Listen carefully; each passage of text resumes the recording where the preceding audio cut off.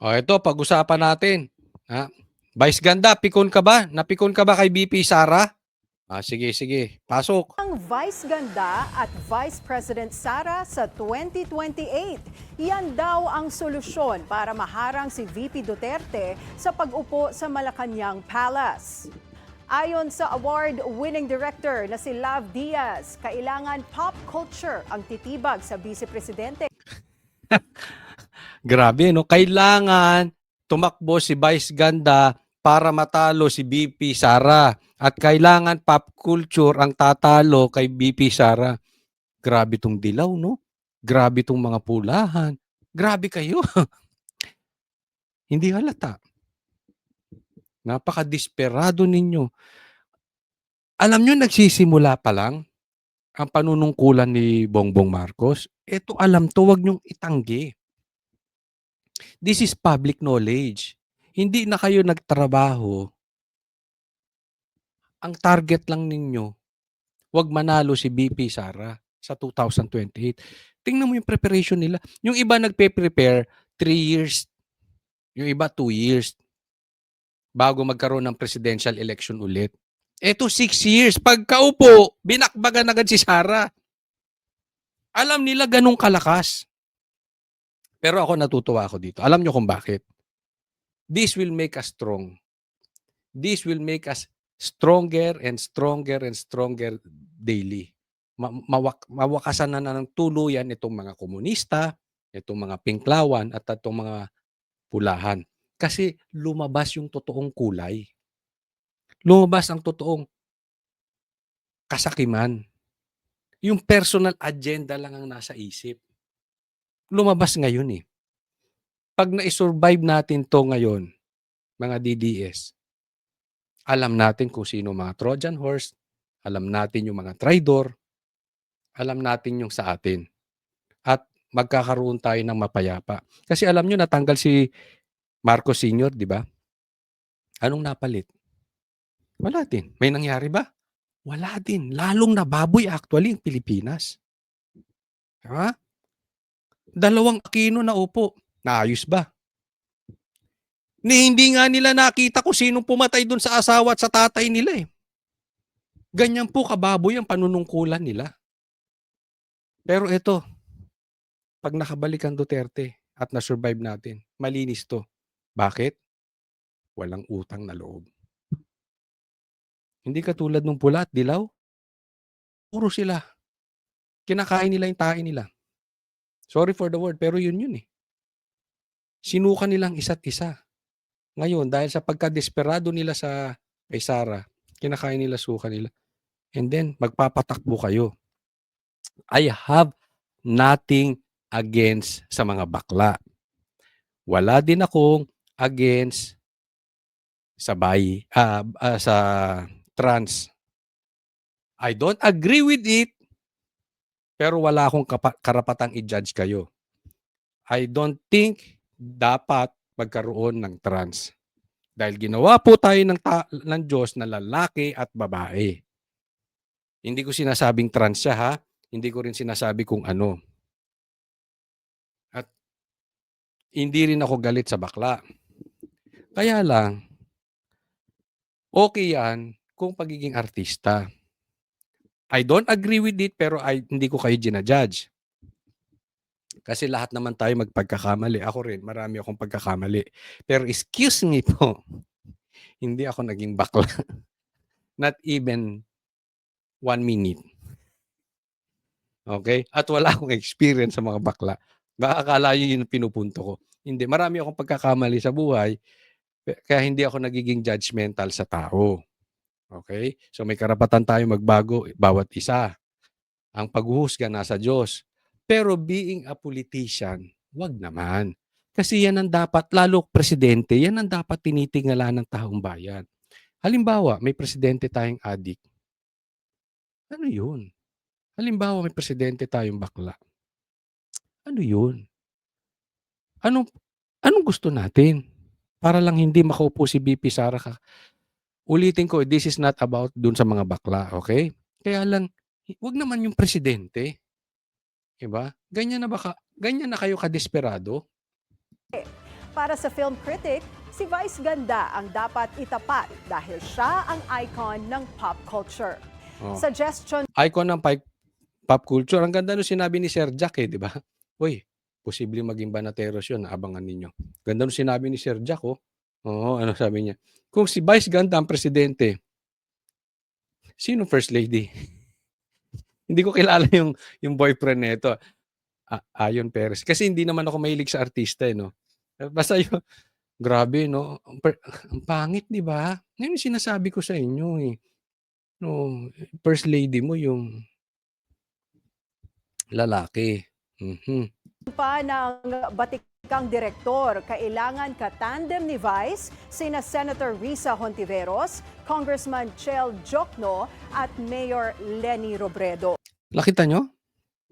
How desperate yung mga Pinklawan? Siya ang presidente, sinong katandem? Risa.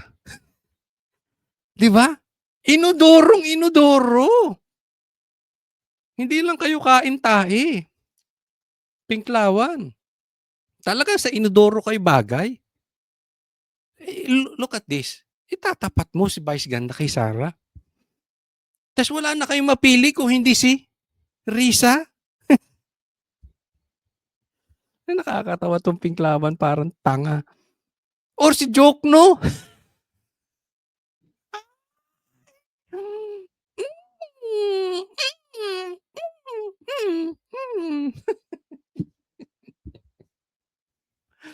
Ang Pilipinas to, kawawaan tayo ng mangyayari sa atin. Walang kinatandaan hanggang pagtanda.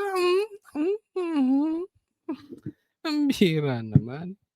Di ba? Kita mo? So, sino na ang second best nila? Risa? Hello? Alam mo, kahit tumakbo yung apat na yan, pag samasamahin nyo yung boto, sama nyo pa yung boto ni Tambi, hindi aabot sa kalahati ng boto ni BP Sara. Sigurado yun. Ang goal lang naman daw ay kailangan manalo ang komedyante at mag-resign din agad. Hugot pa ni Direk, kailangan ng mapalitan ang mga Duterte na master daw sa myth-making. Ayun, nakita po yun? Di ba ang gago?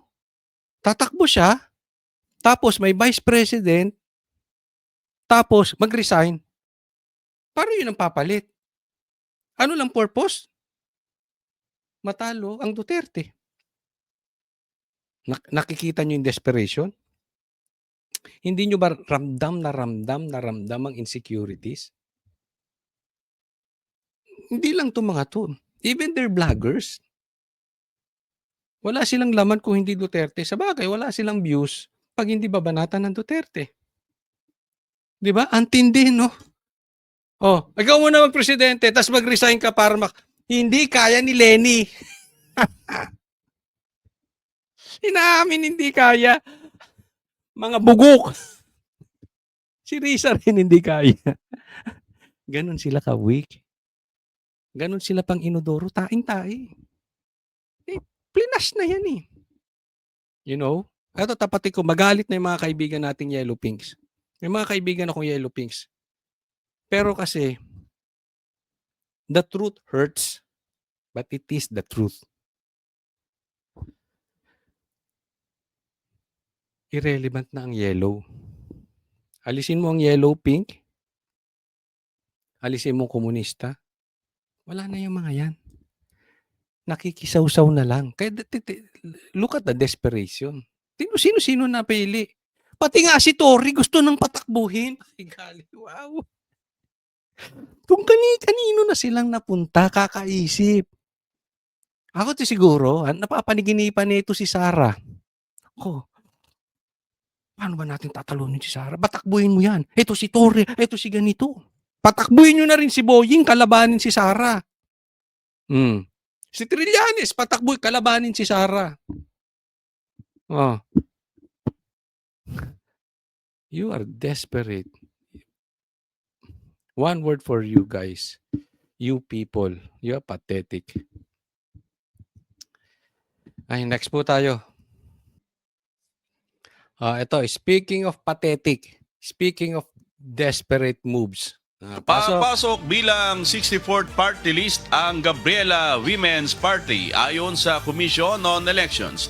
Kasunod ito ng anunsyo ng poll body na nagkaroon ng adjustment sa ipoproklamang party list mula sa midterm elections noong Mayo upang maabot ang tamang percentage na kinakailangan sa mababang kapulungan ng Kongreso. Si former Kabataan Party List Representative Sara Elago ang uupo bilang first nominee ng Gabriela. Ayon kay COMELEC Chairman George Irvin, Hoy, kung magrarally tayo, wag yung mga ganitong placard para tayong komunista. Hindi ko po sinasabing komunista sila, ha? Ulitin ko. Sabihin, red tagi. Pero ewan ko ba, bakit pag may mga placard na ganyan, nakokornihan ako, nababadoyan, mamaya nagsusunog. Wag tayo magsusunog doon, magmumukha tayong komunista. Susunog ng mga EPG. Pwe!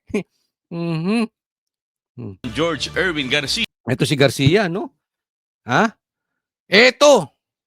Ha? Kung merong Michael Jordan sa basketball sa NBA at may LeBron James, ito si Garcia. Ito magpapanalo. Ito winning shot.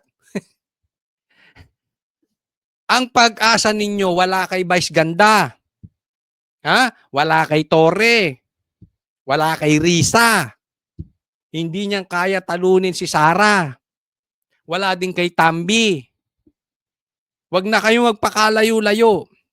Ang pag-asa nyo si Garcia. Ito, nagpapanalo ng talo at ang panalo, natatalo. Tingnan yung ginawa sa ano.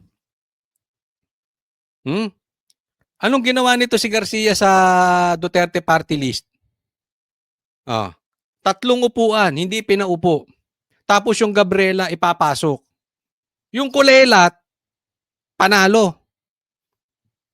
Yung una o pangalawa, panguna ba o pangalawa Duterte Party List?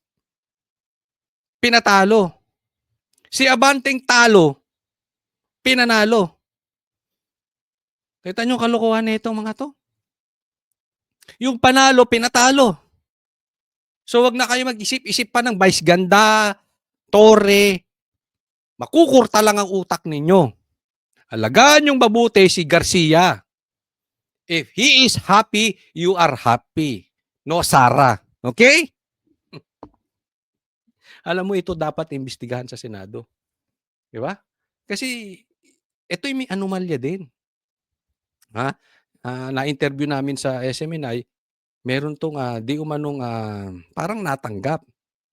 Or merong siyang nabanggit na nahuli siya, na booking. No? Well, hindi po natin pinagbibintangan kung si Garcia po ay guilty o hindi guilty. Pero siguro, ako lang ha, kung may magbubukas na sa senador, alam naman natin dito bubuksan sa kamera eh.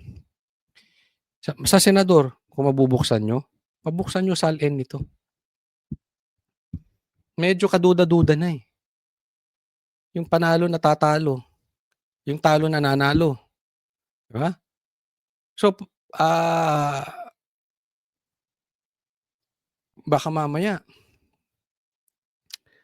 may ghost projects, may ghost na boto. Kaya di ba dinidemanda to, pinaiimbestigahan din to? Dinimanda, kung di ako nagkakamali, sinampahan na to ng kaso. No? Pero sana i-follow up. Kasi baka bago matapos, nakaupo na si VP Sara, wala nang kwenta. Kung pwedeng madaliin ng Senado, maimbestigahan na rin. Kasi, ba't gano'n ang nangyayari sa COMELEC? Alam nyo,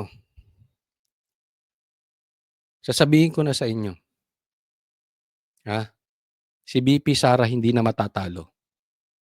Unless, dalawa, patayin si VP Sara or ipanalo ni Garcia. Hindi, ang daming, mag-iisip lang to ng kung ano-anong maiisip niyong patungkol kay Sara eh. Tapos na istorya, yung number 2 na uupo. Di ba?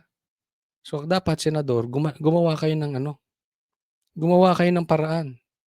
Baka mamaya, sayang ang hirap natin lahat. Pinaglaban-laban natin yung flood control projects. Tapos, ang uupo pala si Tambi.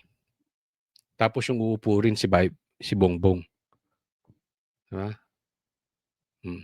Ako nga, duda na nga ako dun eh. Yung sinasabi ni Bongbong na pabor siya sa rally tapos binabanata na ang si Tambi. Ano sinabi nakikita nyo ba yung post ni Kiko Barsaga?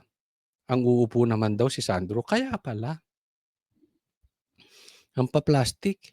Kung susundan natin at totoo yung sinasabi ni Kiko, kaya naman pala sinisiraan mo ang house. Pauupuin mo lang pala yung anak mo. Pag kaya nangyari at nagkatotoo itong sinabi ni Kiko Barsaga na magiging house speaker ay si Sandro, lokohan na talaga to. Ang kapal na ng mukha ninyo. Isipin mo, presidente ka, house speaker. House speaker, si Sandro. Tapos ang Senate President, tuta mo. Lokohan na itong mangyayari. Tapos ang COMELEC chairman, si Garcia. Tapos na. Wala na tayong magagawa dyan. Posibleng sa Miyerkules ay magkaroon na ng formalidad ang kanilang proklamasyon. Nako, next tayo. Meron akong tanong sa inyo bago natin simulan tong topic na ito. Sino ang sa tingin ninyong mga bayarang media? Yan, lagay nyo dyan. At sa tingin ninyo, sino ang tunay na fake news na mainstream media? Okay? Lagay nyo dyan, tapos panoorin natin to. Ang pagkakataon nito bilang parlamentaryong pagsisiyasat po, sana ganap po di ito sapagkat Ginoong Pangulo, ako po'y naguguluhan.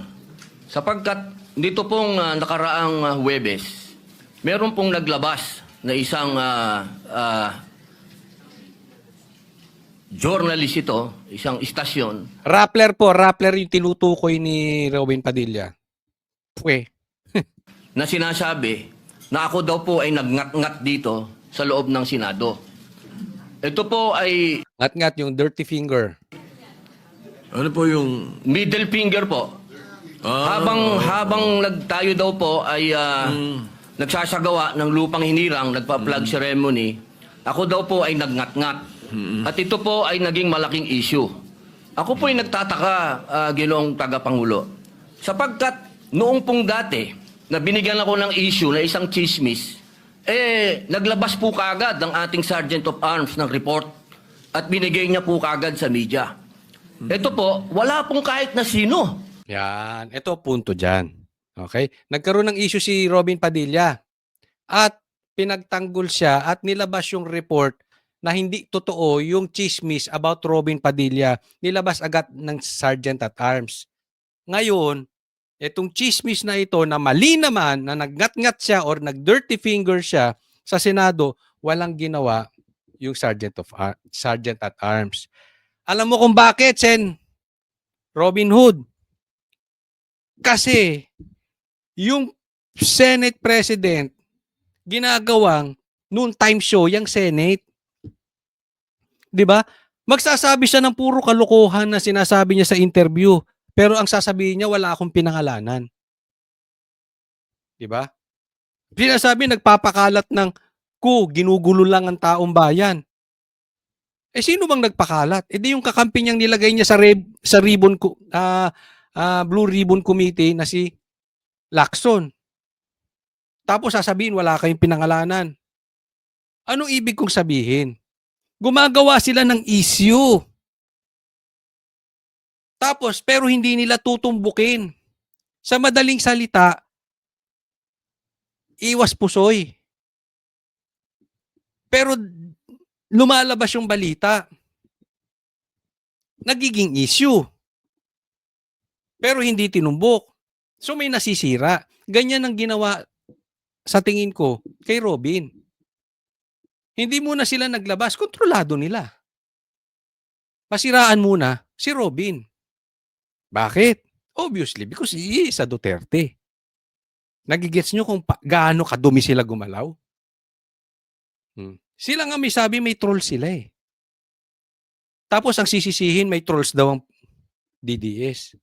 Excuse me, hindi kailangan ng DDS ng trolls dahil ang dami na sobra. Ang dami nagmamahal sa Duterte, walang trolls. Tapos sa kanila manggagaling may trolls daw. Eh, yung kampo nyo, inamin ni BBM na may troll kayo. Ito si Tito Soto. Nakukuha nyo po. Ang hilig nila magbaligtad. Pansinin nyo po yan. Sa mga susunod, bantayan nyo po dito kay 2,000 ang hilig magbaligtad. Papatunayan. Kasi sabi nila, bakit ba kayo nagmamadali? Bakit ba, anong issue nyo na napalitan siya sa Blue Ribbon Committee? Ikaw nga ang dapat tinatanong. Ba't kayo nagmadali, nag-iimbestiga? Kinuditan nyo, pinalitan nyo yung Senate President, mas pinalitan nyo yung ano. Ganyan po ang lakas magbaligtad nitong sila ano. Yan po ang galawan. Galaw komunista. Hindi ko sinasabing komunista si Tito Soto pero ganyan po ang galaw ng komunista. Sila ang gagawa ng kalukuhan tapos magpapabiktim. Anong sabi nga ni ano diyan? Ni Cayetano? Tanim chismis. Kung may tanim ebidensya na si Risa o may tanim witness na si Risa, yan, ito naman sila Tito Sen. Tanim chismis. Sisimulan nila, tapos ipapasa sa minority, tapos sasabihin walang pangalan, tapos hindi nila ginawa. Dapat sinimulan na ng Sergeant at Arms. Tama o tama-tama? Ang nagpapaliwanag na hindi ko po ginawa. Ang tanong ko po, meron po ba tayong tinititigan sa tinitingnan dito? Kasi napakabigat po ng akusasyon na ito sa harapan po ng ating bandila. Ako po yung magngangat-ngat. Yun. Diyan pa lang, papakita ko sa inyo kung bakit ganyang kapalpak ang Rappler. Kampi-kampi sila para siraan ng Duterte. At gusto ko pong ipaalam sa ating mga kasama, kung politika lang, handa po ako mag-resign. Pero pagka religion ko po ang pinag-usapan, kahit sino sa inyo, paano gusto nyo, wala pong problema. Ay, kita mo, patay kayo dyan. Hindi, wag nyo bibiruin ang religion ni Robin Padilla, ha? Ako ay hindi po ako kaanib ng kanilang reliyon. Pero malaki po ang punto ni Robin Padilla. Hindi porket kasi hindi tayo kaanib ng kanilang reliyon. O kahit anong reliyon, dapat nirirespeto natin. I may disagree with them, pero hindi natin karapatan manghusga. Kasi alam mo, Sen, Robin, sinimulan niya ni Bongbong.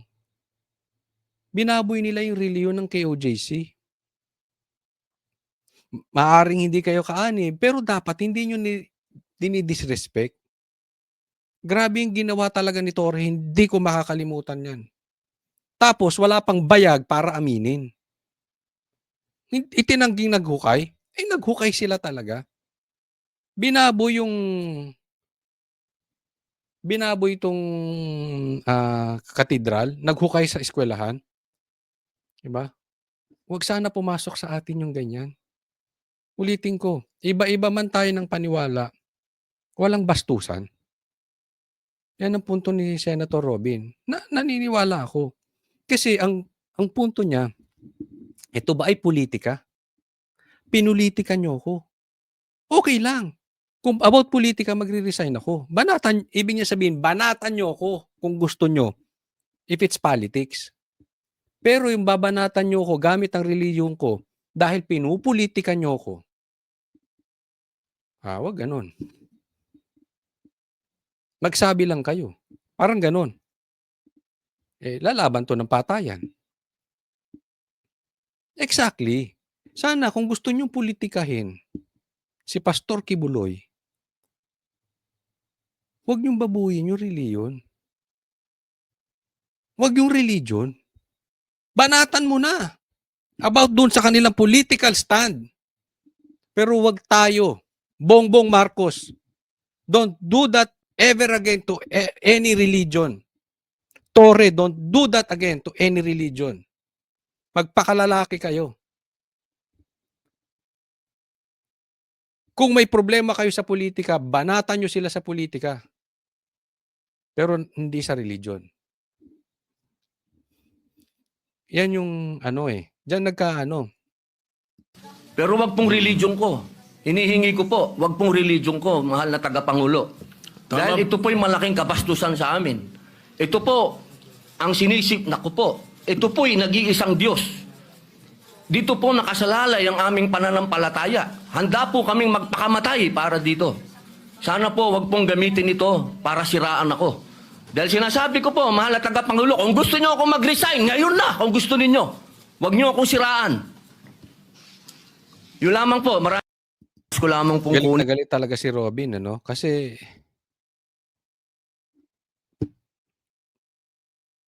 cheap shot talaga tong gobyerno na to. Cheap shot yung ginawa ng Rappler na yon.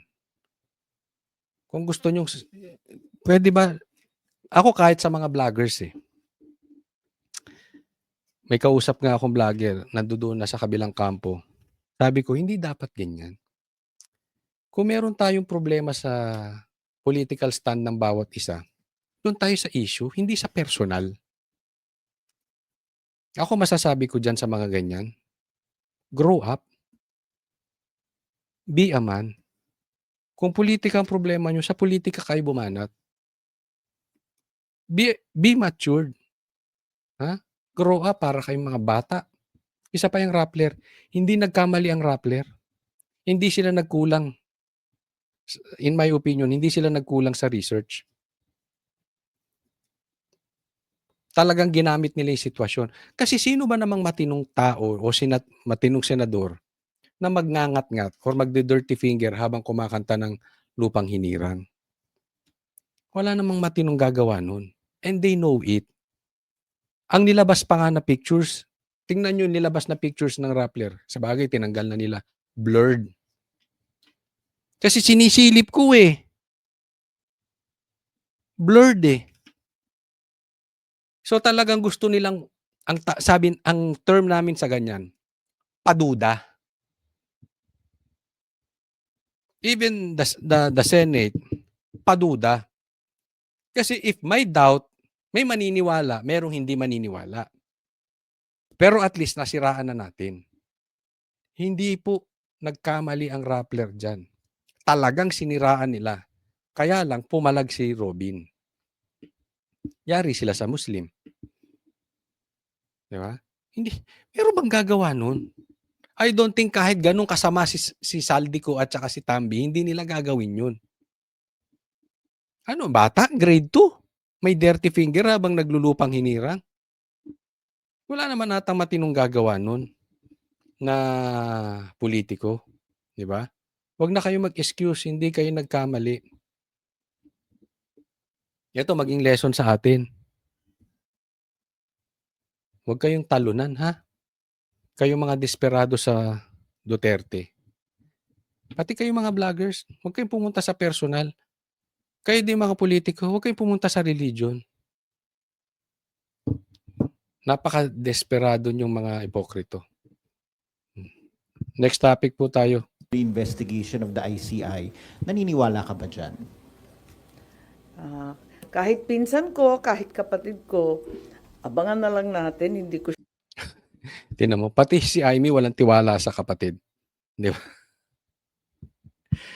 Tinatanong hindi kahit ba ipinsan niya si Saldi, hindi ma-spared at walang sacred cows, walang papanigan. Yun ang punto ng tanong. Wala. Si Amy. In short, wala siyang tiwala sa kapatid niya. Kasi lokohan yung investigasyon. Kung hindi talaga maituturo si Bongbong at saka si Tambi, wala ding kwenta yung investigasyong yan. sure.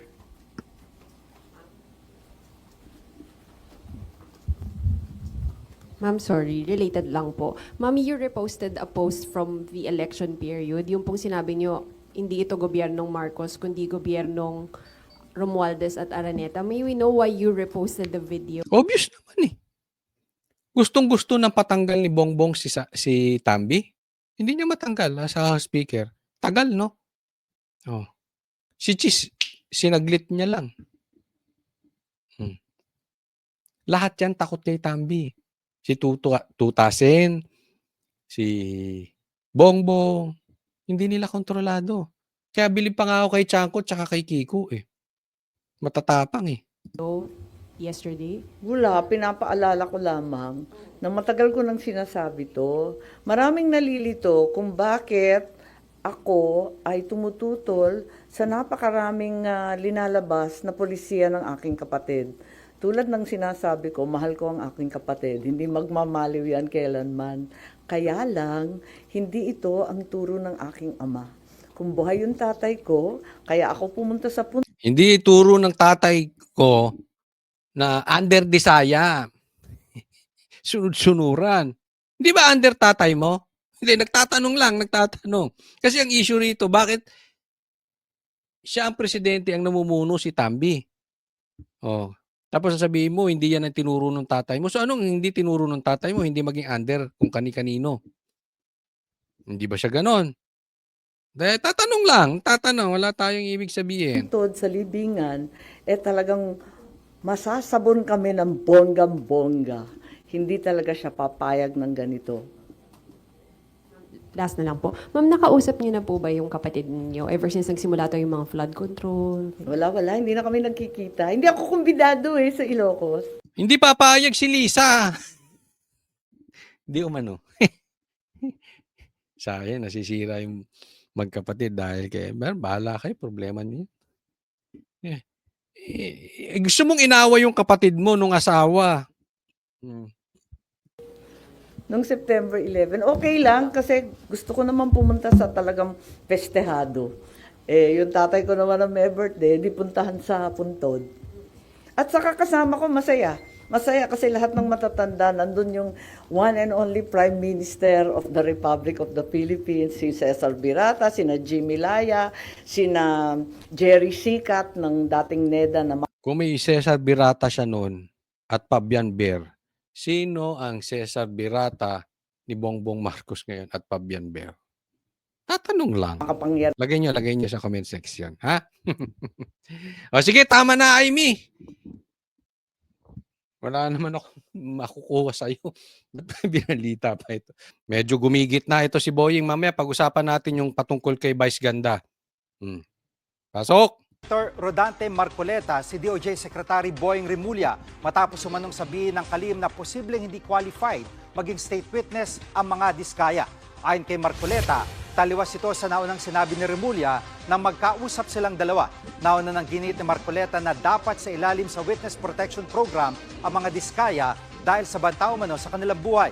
Kinalulungkot daw ni Marcoleta ang pagbabago ng pahayag ni Rimulya na naging basehan ni Senate President Tito Soto para wag pirmahan ang kanyang rekomendasyon na bigyan ng proteksyon ang mga diskaya bilang testigo. Alam nyo naman si Secretary Boying Rimulya, matalikong kaibigan yan, matagal kami nagsama sa House of Representatives. So pinanghawakan ko yung kanyang sinabi sa akin. Yan, ang pinagsabi kasi, poprotektahan ni Boying at ilalagay sa State Witness Protection Program itong diskaya. Yun yung sabi ni Boying. Naniwala ka naman doon. Alam mo yan si Boying, parang si Bongbong yan. Kung anong sabihin, kabaliktaran. Di ba sinabi niya rin yan, hindi niya papapasukin yung ICC. Pag pumasok sila dito, tumungtong pa lang, paghuhulihin ko na yan.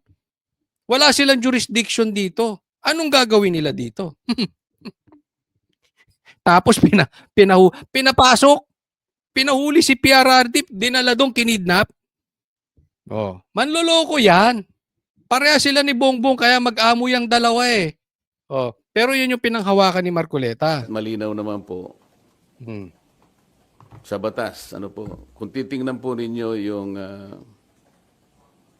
Section 3, isama na po ninyo yung Section 10 Oh, Section 3 at Section 10 ng nasa batas. Anong batas? RA ano? ng Republic Act 6981. Republic Act RA 6981. Anong sabi? Po doon kung ano-ano ang mga requirements na kakailanganin para mapasa ilalim ng Witness Protection Program ang isang witness na nag-apply. Hindi po kasama doon yung restitution na kanyang binabanggit na magbabalik ka pa ng kung ano-ano sa gobyerno. Yun po kasi yun. Okay? Wala doon sa RA na yun. Yung sinasabi sa batas na yun ni Marcoleta. Tayo hindi po abogado. Pero yan po ang sinabi ni Marcoleta. Wala doon. Yung, sige, eto kondisyon kasi may mga prerequisites yan, may mga kondisyones na ano ang dapat para ikaw ay mapasok as state witness. Mapasok ka sa protection program. May dadadadadan. Wala doon yung ibabalik yung pera. Hindi ko alam kung abogado ba ito si Boying. Sabi niya, abogado siya. Ngayon, kung mali si Marcoleta, yun ang sabihin mo, oy, Marcoleta, mali ang batas na kinukote mo. Kasi hindi ko alam kung sino ang utu-uto sa inyo ni Tutasen o ikaw. Kasi nagtuturuan eh. Parang sinasabi sa aking pagkakaunawa, sinasabi ni Tutasen, hindi pinayagan ng DOJ. Ito, baligtad naman. Hindi na natin malaman kung anong totoo ba. In any case, kung sino man ang tama dyan, sino man ang sumusunod kay kanino, bobo ba kayo? Wala sa batas yun eh. Maliwanag. Yun ang punto ni Marcoleta. Ngayon, kung mali nga si Marcoleta, doon nyo siya banatan. Mali si Marcoleta ron. Pero wag kung ano-ano sinasabi ninyo. Sana to si Boying, magpakalalaki naman. May kasabihan, let your yes be yes and your no be no. Pag nagsabi ka ng yes, gagawin ko. Pag sinabi kong hindi ko gagawin. Para kayo walang paninindigan. Katulad nung sa ICC. Ano ba sinabi niya sa ICC? Di ba? Bakit? Nung iniimbestigahan na ni Amy, ano sabi? Hindi ba kami pwedeng magbago ng isip? Pambihira.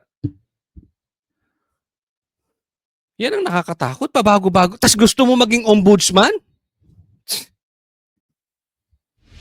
Itinanggi naman ni Remulla na sumang-ayon siya sa gusto ni Marcoleta na gawing state witness sa mga diskaya. Git pa ng DOJ Secretary, kailangan muna itong pag-aralang mabuti. He spoke on the phone for a few minutes, and is that supposed to mean that I already committed to make a state witness somebody I've never met in my life? We have to look at the whole truth and veracity of all the statements made. You do not create a state witness just like that. It doesn't happen that way, that because somebody asked you and you're good friends, that it will happen already. Sinungaling! Hindi ang totoo yan. Bakit? Hina-hijack nyo si Diskaya. Alam mo, sabi ni Tito Soto, bago ka maging state witness, kailangan yung buong kwento. Sinasabi mo lang 2022 eh. Ba't hindi mo sinama yung 2016? Ang gago rin no? Di ba? Hindi po mura yun. Ibig sabihin lang ng gago loko. Ang lakas mang loko. Ang lakas mang gago. Ano ibig niyang sabihin doon?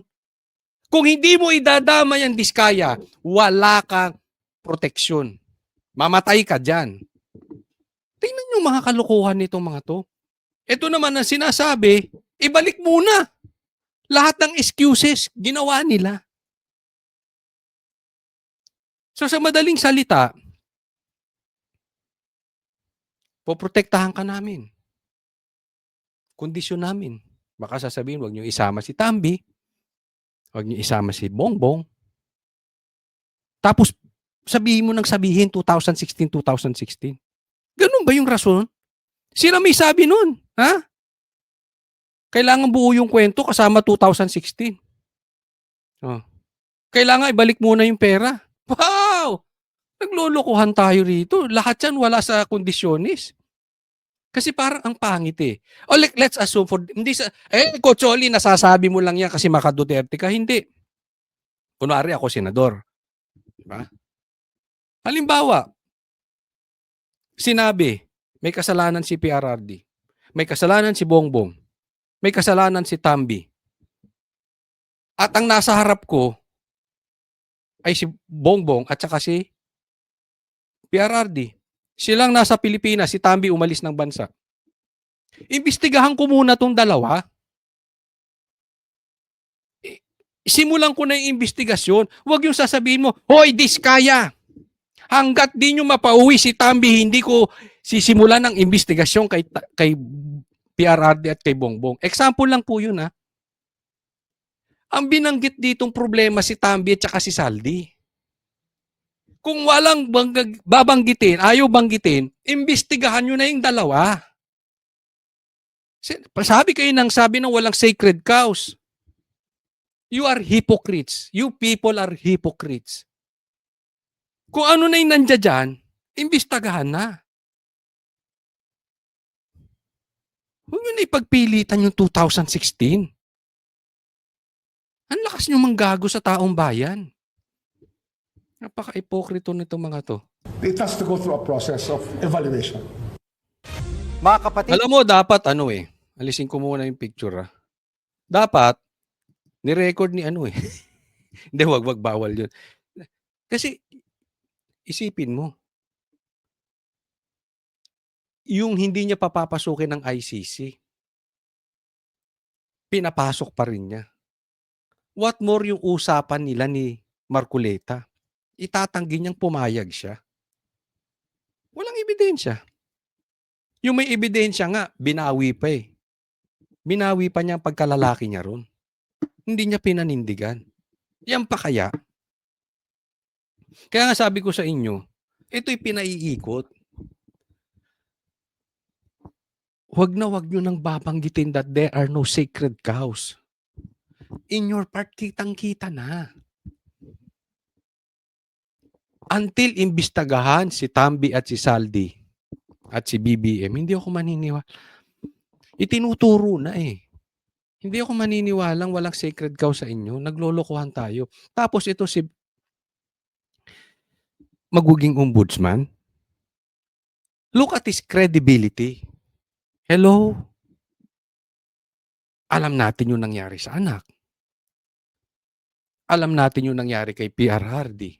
Kaya nga buti dinimanda ulit ni Baste. Good yan. Good yan. Kasi magiging ombudsman pa ganyan. Pag ganong-ganon.